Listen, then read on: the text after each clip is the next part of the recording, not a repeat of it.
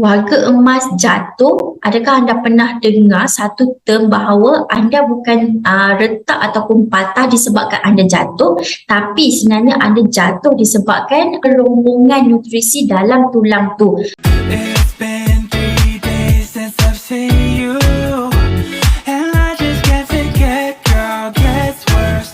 I spend all Jatuh akibat tulang yang retak ataupun tulang retak akibat jatuh. So ada dua situasi yang berbeza. Jika anda seorang warga emas, mungkin anda berusia 50 tahun, 60 tahun, 70 tahun, ataupun anda sedang mencari penyelesaian untuk masalah retak ni untuk orang tua anda, sebenarnya dalam kajian menunjukkan bahawa sebenarnya bila kita berusia 40 tahun ke atas, 50 tahun ke atas, sebenarnya tulang kita makin merosot. Jadi kepadatan tulang kita sendiri tu dah mempunyai kelongkongan kalsium dalam tu. Jadi dia berlubang-lubang. Jadinya bila kita tersalah pijak, tersalah terlalu tempat yang mungkin tak sama rata dan sebagainya, so sebenarnya tulang tu sendiri yang tidak kuat mengakibatkan kita jatuh.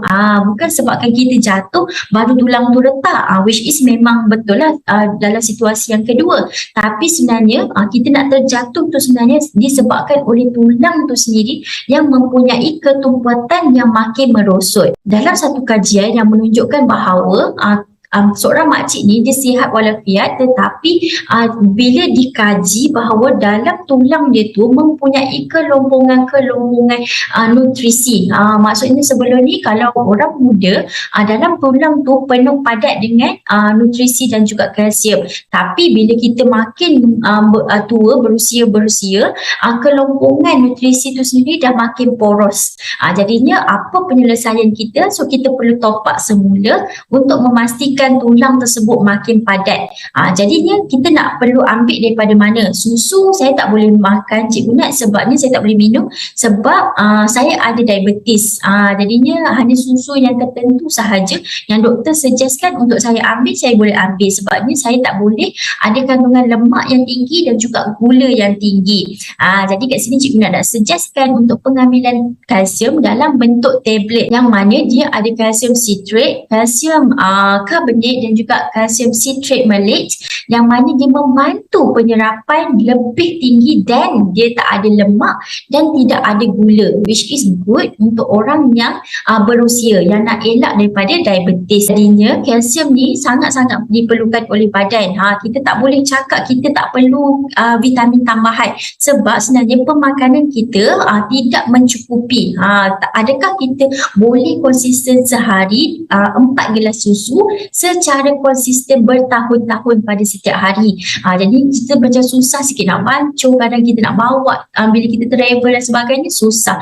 Jadinya cikgu nak cadangkan anda untuk ambil dari segi vitamin tambahan, iaitu dalam bentuk tablet. Kecil je tabletnya tapi kita dapat konsisten secara berterusan lah.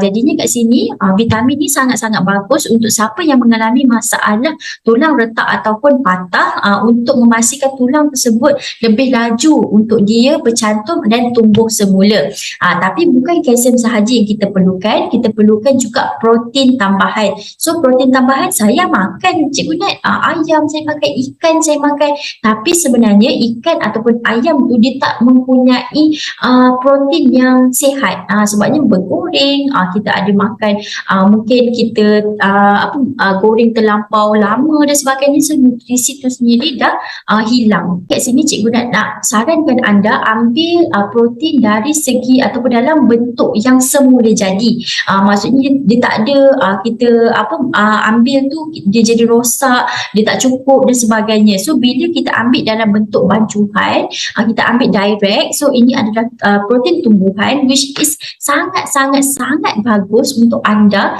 dapatkan protein secara sepenuhnya.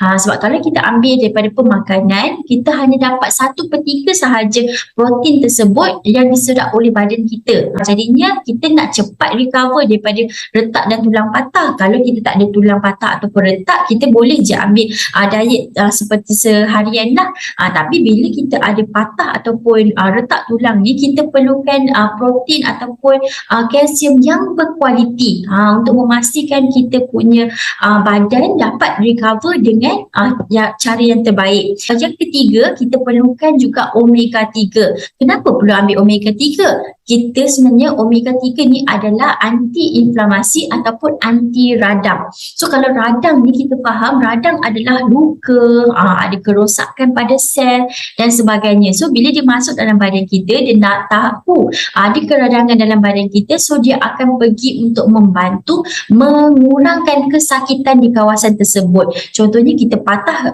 tulang dekat bahu kita ni, jadi ni bila dia pergi dekat situ, dia akan memastikan sel-sel yang ada keradangan supaya makin berkurang keradangan, makin kuranglah sakitnya. Kadang tu kita makan ubat tahan sakit, which is good untuk dari segi kecemasan, tapi sebenarnya sakit tu masih ada, cuma kita tak perasan. Tapi bila kita ambil omega 3 ni, bila dia masuk dalam badan kita, dia mengurangkan kesakitan tu sendiri. Jadinya sangat-sangat baguslah untuk badan kita untuk cepat sembuh. Jadinya jika anda berusia 20-an, 30-an, even 60-an, 70-an, boleh ambil vitamin ni sebab dia bebas 350 bahan kimia, ada sijil halal, ada kajian saintifik dan dia diciptakan oleh saintis sendiri.